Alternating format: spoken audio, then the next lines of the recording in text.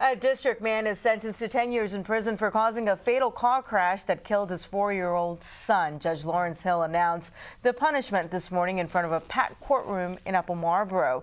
33-year-old Charles Smith was convicted in July of motor vehicle manslaughter and related charges. He was high on PCP back in 2013 when he got behind the wheel with 2 children in tow. He was speeding and serving on Bladensburg Road, eventually colliding with 2 vehicles. Well, we do understand that Mr. Smith has an addiction problem. This is someone who, because of that addiction, killed his child and injured another child whose life will never be the same, and made it so that an entire family's life will never be the same because of what he did. The young boy's half-sister was also in the vehicle at the time and suffered severe injuries in the crash. Meantime, a police chase in Baltimore ends tragically for a 1-year-old boy. The incident took place around 9 last night in the northeast section of the city. Officials say a driver was fleeing from Baltimore County Police. He allegedly hit a patrol car that was blocking the scene of an earlier fatal crash in Rosedale. Authorities say the suspect was chased into the city where he struck another vehicle. The impact pushed the car up onto the sidewalk, hitting the baby. The toddler was taken to an area hospital and later died from his injuries. The driver was arrested and remains hospitalized.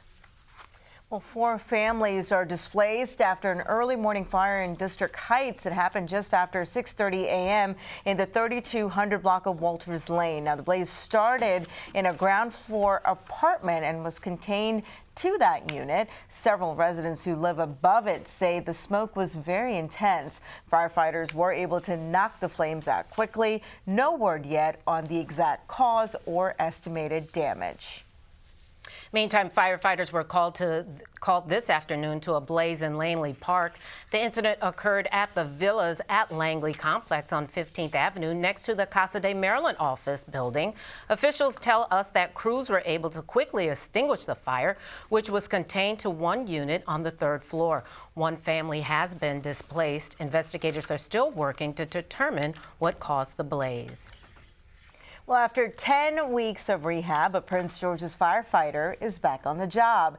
Zach Profin, seen here, was treated to a special lunch today. He suffered serious burns to his hands, ears, and other parts of his body during an apartment fire in Laurel back in August. Profin went through multiple treatments, including skin grafts. He is based out of the Laurel Fire and EMS Station 849. Congrats to him. Yeah. You're watching CTV News. I'm Sonia Shrivastava. And I'm Gina Barty.